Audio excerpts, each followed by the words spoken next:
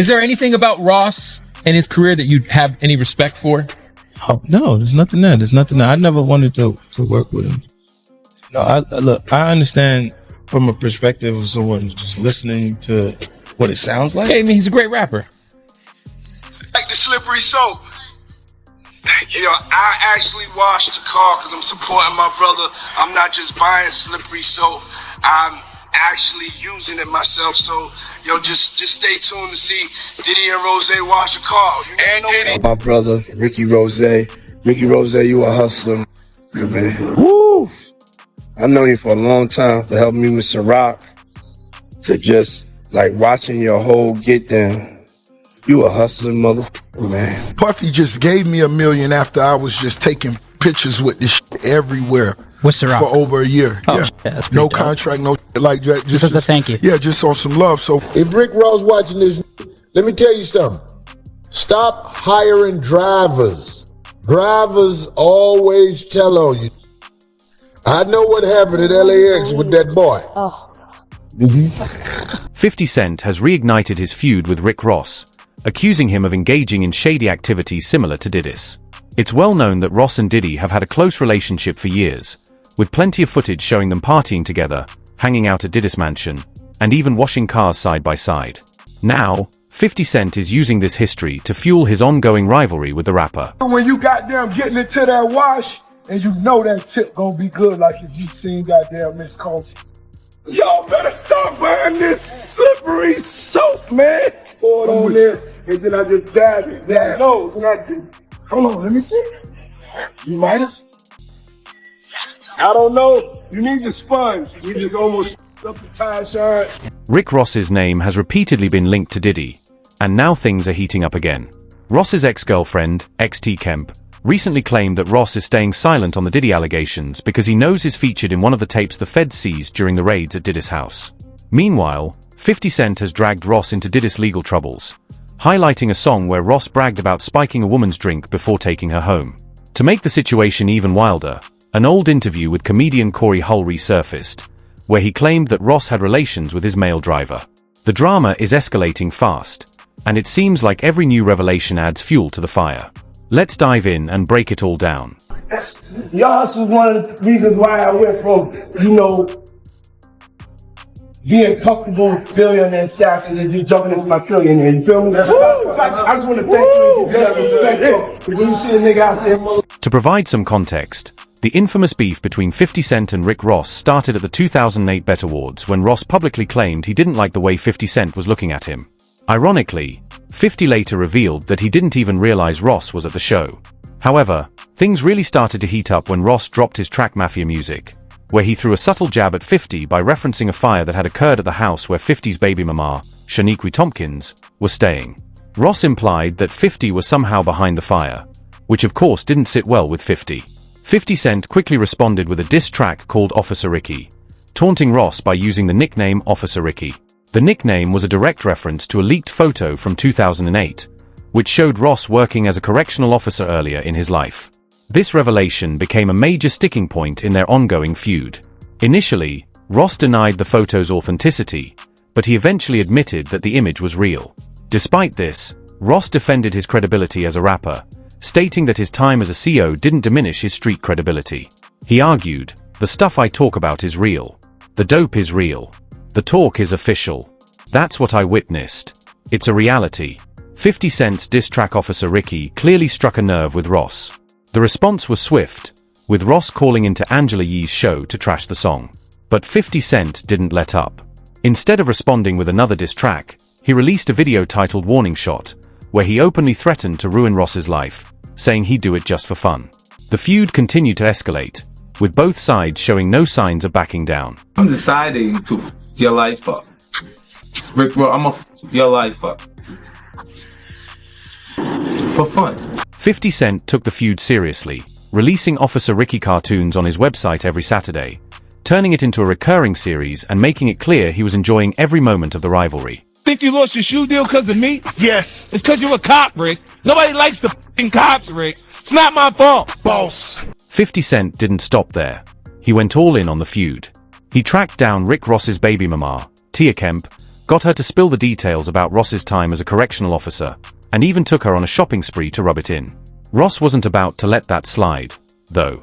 He hit below the belt, posting photoshopped pictures of 50's son, Marquise, with his face on a monkey's body, which sparked more tension.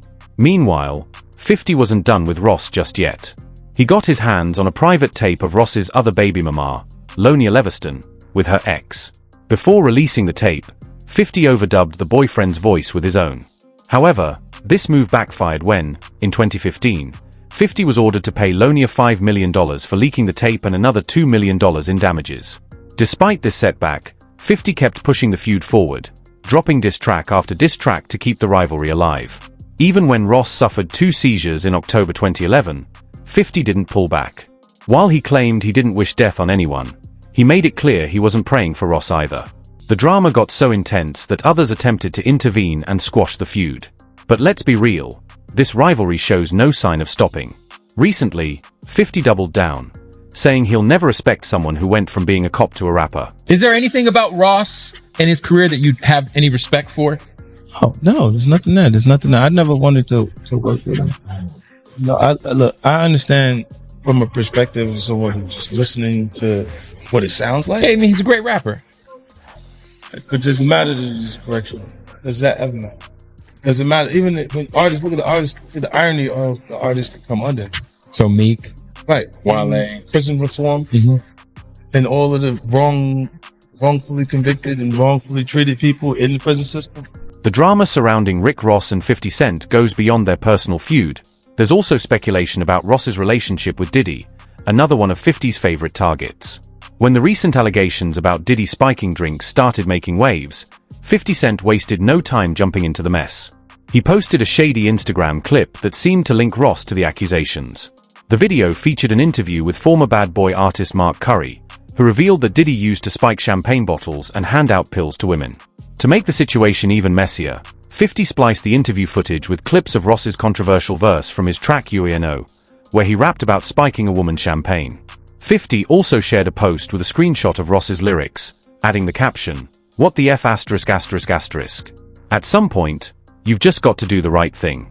As if things weren't already wild enough, rumors surfaced online suggesting that Ross had participated in the infamous freak-offs with Diddy.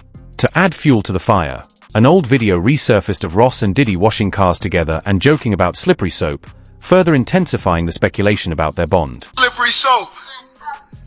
You know, I actually washed the car because I'm supporting my brother. I'm not just buying slippery soap. I'm actually using it myself. So, just stay tuned to see Diddy and Rose wash a car. Things take a wild turn when a video surfaced of a convict named Jonathan A.I. spilling some shocking tea during a police interrogation.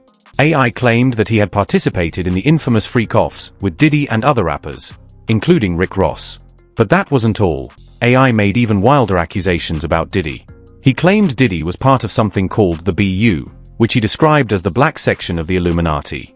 According to A.I., Diddy kept him as an ex-slave and eventually gave him a large payout to keep quiet, along with other bizarre claims. For context, A.I. was being interrogated about the Trump dual shooting incident from May 2018, so this wasn't initially tied to the music industry drama. However, the Diddy connection got even messier when the Daily Mail reported that before his arrest, Jonathan A.I. had worked as an exotic dancer and adult film actor. He was affiliated with the adult website Dancing Fair, which produced videos showing women performing acts on male entertainers dressed in plush bear costumes. This all became even more intense after Cass's lawsuit against Diddy, where she alleged that Diddy forced her into freak-offs with male workers, requiring everyone to wear some kind of mask. Now, let's circle back to the video of Jonathan's police interrogation. While some of his statements sound far-fetched, people have started connecting the dots. Jonathan claimed that Diddy sent Rick Ross to silence him, and he also said that Diddy, Ross, and DJ Khaled are all gay. These allegations have raised eyebrows, especially considering Jonathan made these claims 5 years before Cass's lawsuit even dropped, adding a strange layer of consistency to the narrative. He said Ross, which they're good buddies, okay? They're gay. Who? Both. Diddy and Ross. And Khaled. They're all gay. DJ Khaled, Rick Ross, and P. Diddy? Yeah. They're all gay? Yeah. Gotcha. Alright. Khaled. It's a harm supporter. Okay. Who supporter? Hamas. Hamas. Yeah. Sorry, I said it wrong. No worries. Hamas supporter. Okay. I had sex with Cassie and Sean. Basically, he would masturbate, tell me what to do with Cassie. I had like 15 encounters, and I heard lots. Hidden in plain sight. It's hidden. I think I see what you're saying. Okay, how do I know this? Yeah, that's what I want to know. How do you know this? Do you know it's on Combs? Puff Daddy. Yeah, but Jonathan didn't stop there. He took things even further, claiming that the freak-offs were actually rituals. He alleged that the Illuminati bonds through these ex-rituals, which involve mind control and even sacrifices. He also mentioned Bohemian Grove, an annual retreat for powerful, influential men, where they allegedly engage in secretive and dark occult practices, including sacrifices. His claims added yet another layer of mystery and controversy to the already explosive situation surrounding Diddy and the music industry. Satanic ritual, which is basically CIA mind programming technique. You do their own family, kids, etc. in the group, and they bond that way. Okay, so they do they do animal abuse, killing of animals, blood sacrifices, and everything in the Bohemian Grove. Okay, the Bohemian Grove, bushes go there. Dorsey and George, both of them are in the same agenda. They caught us with the Clintons. Okay, so is Donald Trump. He's also a distant cousin. So if you see, there's a direct correlation of the president of the United States being bonded between family ties, okay? All these family ties wound up, go back to the same place. When asked how he knew all this, Jonathan claimed he heard it directly from Diddy. He also said Diddy is part of something called the Boo, or the Black Illuminati, and that Diddy is connected to the political elite through his lawyers, further adding to the wild allegations. It's kind of like a hidden agenda, which they try to make it open to our eyes, but we really don't see it. We're so busy working. It's kind of like hidden in plain sight. It's hidden. I think I see what you're saying. Okay, how do I know this? Yeah, that's what I want to know. How do you know this? Do you know it's on Combs? Puff Daddy. Yeah. P. Diddy, whatever you call it. Yeah, go ahead. Yeah, he's part of what's called the Boulay. The Boulay is a branch of the Illuminati. Okay. It's the black people.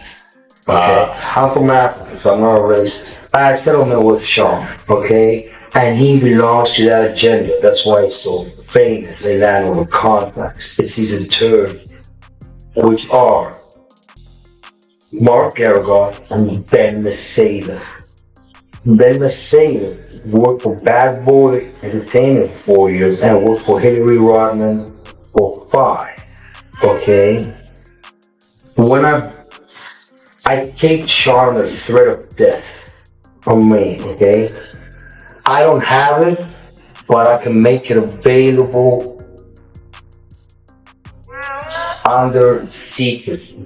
That means that I wouldn't be liable because I don't want to be getting brain for anything. Jonathan also claimed that before and after the freak-off sessions, he overheard numerous conversations between Diddy and his business partners. He doubled down on his allegations, asserting that Diddy kept him as a slave and even accused Diddy of giving him an STD. Jonathan alleged that they settled a multi-million-dollar lawsuit over the matter. He would tell me what to do with Cassie. I had like 15 encounters and I heard a lot of business. Because what they would do is Sean talks a lot on the phone and on the TV with speakers and stuff, and I was like a slave, okay? For them, that's what I was. That's all, alright? I caught herpes, and I came back and I treated for herpes and won. But they didn't. Mark Garagos and Ben Mercedes were his attorneys, okay? It's wild that Jonathan made these claims years before Cassie filed her lawsuit, and much of what he said aligns with her accusations. What's even stranger is that there's no information on what happened to Jonathan after he was charged in the 2018 shooting incident. Articles from that time confirm he was charged, but it's unclear whether he was sentenced or where he is now. Meanwhile, Rick Ross has been making noise lately, from his ongoing drama with 50 Cent to getting involved in the back and forth between Drake and Kendrick Lamar. But when it comes to his friend Diddy and all the messy allegations surrounding him, Ross has suddenly gone silent. Things have gotten even messier with the resurfacing of an old interview featuring comedian Corey Hulham. In the interview, Corey claimed that Rick Ross hooked up with his male driver, adding yet another layer to the already tangled drama. He was around all heterosexual. Don't nobody say that. We know what it is. Nigga. Y'all must get mad at me. Nigga, let me tell you something. If Rick Ross watching this, let me tell you something. Stop hiring drivers. Drivers always tell on you. I know what happened at LAX with that boy. Oh. And that's not the thought of everybody on the show. Just when things seemed like they couldn't get any crazier, Rick Ross's ex, Tia Kemp, jumped into the drama. She accused him of being in one of the infamous Diddy freak-off tapes, throwing some serious shade at him. Tia posted a message, saying, "Don't be scared now." Tia said, "No Diddy. You scared now he? I know you on them tapes. Freaky B. I know you is. 10 children having MF ain't going to let off you. What you quiet for? Nobody wants to see your LV outfits and sneakers anymore. You running out of hose now. Go over there and give Diddy a hug. Go ride the bike with him. You fat B." While Ross usually doesn't hesitate to respond, this time, he remained quiet, adding more fuel to the growing fire. This time he stayed completely silent, and he still hasn't said a word to deny the accusations about being involved in Diddy's for so. With all these allegations swirling around Rick Ross and Diddy, from the Foos to those wild claims from Jonathan I's interrogation, it's clear this drama isn't going away anytime soon. And now the question is just how deep does this go? Do you think there's truth